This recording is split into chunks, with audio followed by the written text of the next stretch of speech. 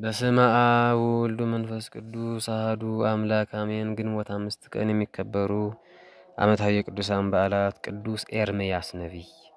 ታላቁ ነቢይ ቅዱስ ኤርምያስ ከአበይት ነቢያት አንዱ ሲሆን ቅድመ ልደተ ክርስቶስ ከ600 አካባቢ የነበረ ነቢይ ነው። አባቱ ኬልቅዩ ይባላል። ከካህናተ እስራኤል አንዱ ነው አባቱ። እግዚአብሔር ኤርምያስን የጠራው ገና በሕፃንነቱ ነበር። ከእናትህ ማኅፀን ሳትወጣ መርጬሃለሁ ቀድሼሃለሁ ሲልም በገሃድ መስክሮለታል። ትንቢተ ኤርምያስ ምዕራፍ 1 ቁጥር 5። ከቅዱሳን ነቢያት እንደ ኤርምያስ የተሰቃየና ያለቀሰ የለም፣ ከ70 ዘመናት በላይ ስለ ወገኖቹ አልቅሷልና። ሊቃውንትም ነቢየ ቢካይ ባለ እንባው ይሉታል። ዘመኑ ዘመነ ኃጢአት ዘመነ አጻባ ነበር። እስራኤላውያን ከመሪዎቻቸው ከነሴዴቅያስ ጋር በክፋት ተባብረውም ነበርና ኤርምያስን አልሰሙትም።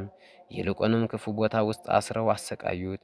እግዚአብሔር ግን በኢትዮጵያዊው አቤሜሌክ አማካኝነት ከመከራው አዳነው፣ ከእስሩም አዳነው። የተሰበከላቸው የንስሐ ጥሪ ያልሰሙምና ስልምናሶር የሚባል የአሕዛብ ንጉሥ መጥቶ 10ሩን ነገድ እስራኤልን ማርኮ በ722 አሶር ነነዌ አወረዳቸው። በኋላ ደግሞ በኋለኛቱ ይታወቀው የባቢሎን ንጉሥ ይማርካቸው ዘንድ ወደ ሁለቱ ነገር ኢየሩሳሌም ደረሰ። ኤርምያስ ወደ ከተማዋ ዳር ወጥቶ ስለ ኢየሩሳሌም ስለ እግዚአብሔር ቤተ መቅደስ አለቀሰ። ከቤተ መቅደስ ነዋያት እኩሉን ለምድር አደራ ሰጣትና ሸሸገችው። ነቢዩ የተናገረው አይቀርምና ንጉሡ ናቡከደነጾር እኩሉን ገድሎ እኩሉን ማርኮ ኢየሩሳሌምን አቃጥሎ የአሕዛብ መዘባበቻ አድርጎ በ586 ባቢሎን አወረዳቸው እስራኤላውያንን። ቅዱስ ኤርምያስ ግን ትሩፋን ከመከራቸው የተረፉትን ይዘውት ወደ ግብፅ ወረዱ እንጂ አልተማረከም።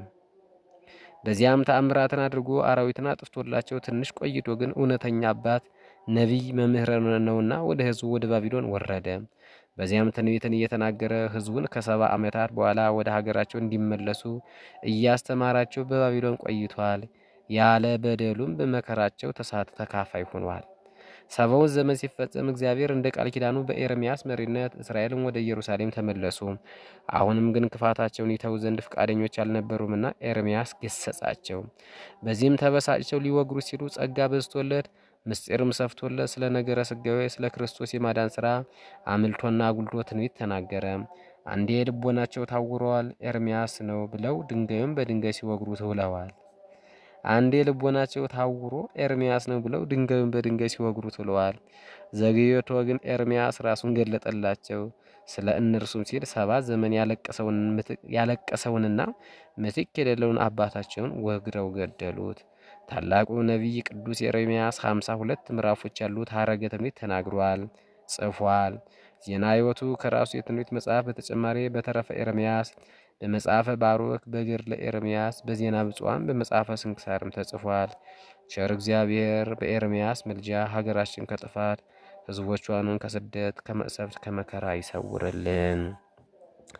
ኢየሩሳሌም ሆይ ነቢያትን የምትገድል ወደ እርሷ የተላኩትንም የምትወግር ዶሮ ጫጩቶቿን ከክርፎቿ በታች እንደምትሰበስብ ልጆችሽን እሰበስብ ዘንድ ስንት ጊዜ ወደድኩ፣ አልወደዳችሁምም።